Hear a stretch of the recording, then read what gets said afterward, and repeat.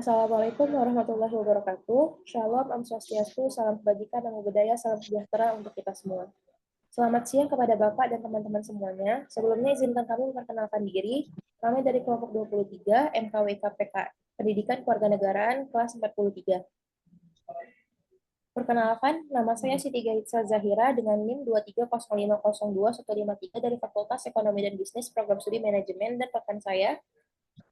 Perkenalkan, nama saya Regina Benedikta Nijaya dengan NIM 23030539 dari Fakultas Pertanian Program Studi Teknologi Pangan.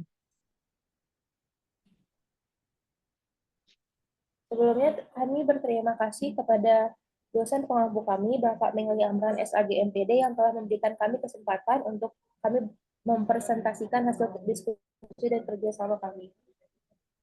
Baiklah, untuk mempersingkat waktu, pada siang hari ini kami akan mempresentasikan hasil kerjasama dan diskusi kami yang kami ambil dari situs-situs legal dan terpercaya tentang sejarah korupsi di Indonesia. Saya serahkan kepada rekan saya Regina Benedikta Nijaya. Bagian pertama, pengenalan korupsi. Nah, tentu saja sebelum kita menggali lebih jauh tentang sejarah-sejarah korupsi, kita harus tahu apa itu korupsi. Nah, korupsi adalah suatu bentuk ketidakjujuran atau tindak pidana yang dilakukan oleh seseorang atau suatu organisasi yang dipercayakan dalam suatu jabatan kekuasaan untuk memperoleh keuntungan yang haram atau penyalahgunaan kekuasaan untuk keuntungan pribadi maupun untuk keuntungan organisasinya sendiri.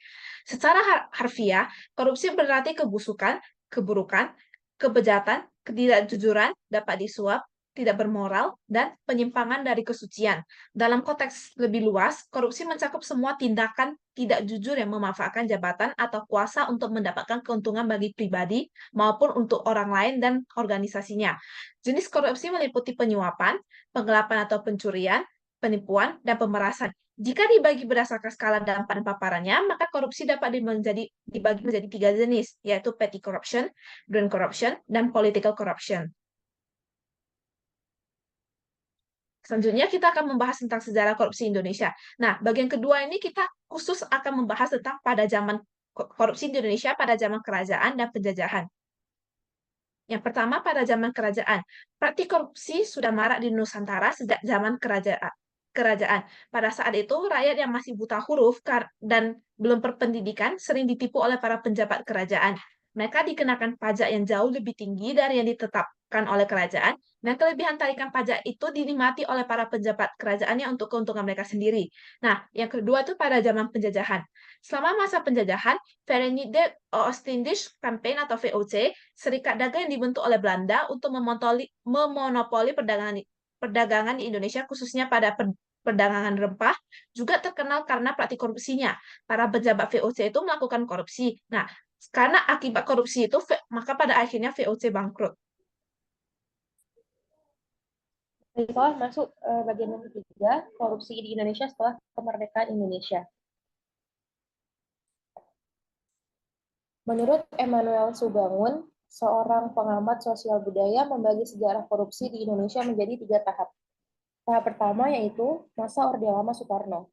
Pemberantasan korupsi secara yuridis dimulai sejak 1957 dengan dikeluarkannya Peraturan Penguasa Militer Nomor 6 Tahun 1957 tentang langkah pemberantasan korupsi. Tahap kedua yaitu masa Orde Baru. Undang-Undang Nomor 3 Tahun 1971 tentang tindak pidana korupsi diberlakukan. Yang terakhir, tahap ketiga, masa reformasi hingga saat ini. Berbagai undang-undang dan peraturan diterbitkan dalam upaya pemberantasan korupsi, termasuk Undang-Undang Nomor 31 Tahun 1999 dan Undang-Undang Nomor 7 Tahun 2006 tentang pengesahan United Nations Convention Against Corruption 2003. Selanjutnya, bagian yang terakhir adalah kasus-kasus korupsi di Indonesia.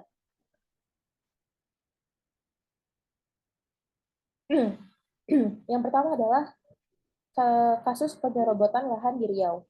Kejaksaan Agung berhasil mengungkap kasus korupsi yang menyeret PT Duta Palma Group, pemilik PT Duta Palma Group, Surya Darmadi, ditetapkan sebagai tersangka kasus korupsi penyerobotan lahan bersama mantan Bupati Indra Giri Hulu atau INHU periode 1998 hingga 2008.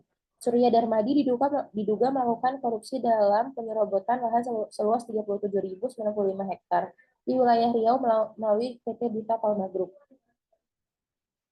Diketahui Raja Tamsir Rahman pernah melawan hukum dengan menerbitkan izin lokasi dan izin usaha perkebunan di kawasan Indragiri Hulu atas lahan seluas 37.095 hektar kepada 5 perusahaan milik PT Duta Palma Group. Surya Darmadi kemudian mempergunakan izin usaha lokasi dan izin usaha perkebunan tanpa izin pelepasan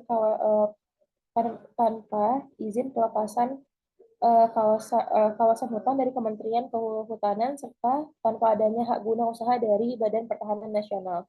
Apabila terbukti di pengadilan, kasus korupsi yang melibatkan Surya Darmadi akan menjadi yang terbesar di Indonesia beberapa tahun lalu dengan kerugian negara mencapai 78 triliun. Selanjutnya adalah kasus korupsi PT Asabri.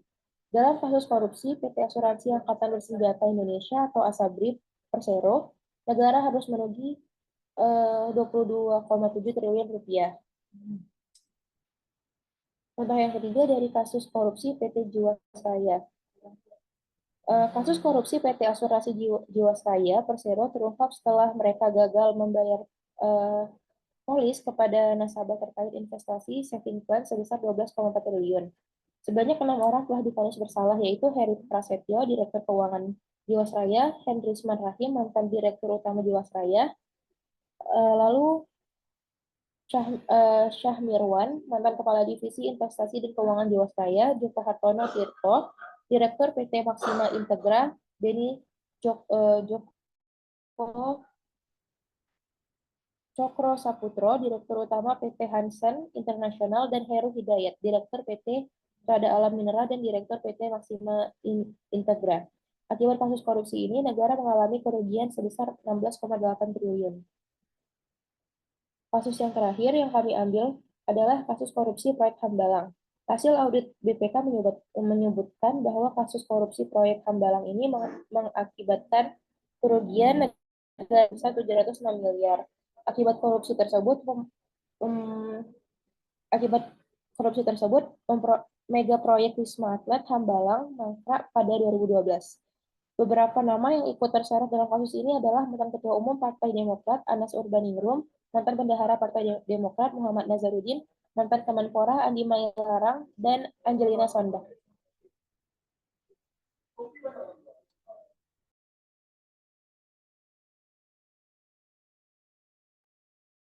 Terima kasih kepada Bapak dan teman-teman semuanya atas perhatiannya. Kami dari kelompok 23 izin mengakhiri presentasi kami pada siang hari ini. Terima kasih kepada Bapak dan teman-teman semuanya. Kami mohon maaf jika ada kesalahan kata dan sikap kami yang kurang berkenan. Sekian presentasi dari kami. Selamat siang kepada Bapak dan teman-teman semuanya.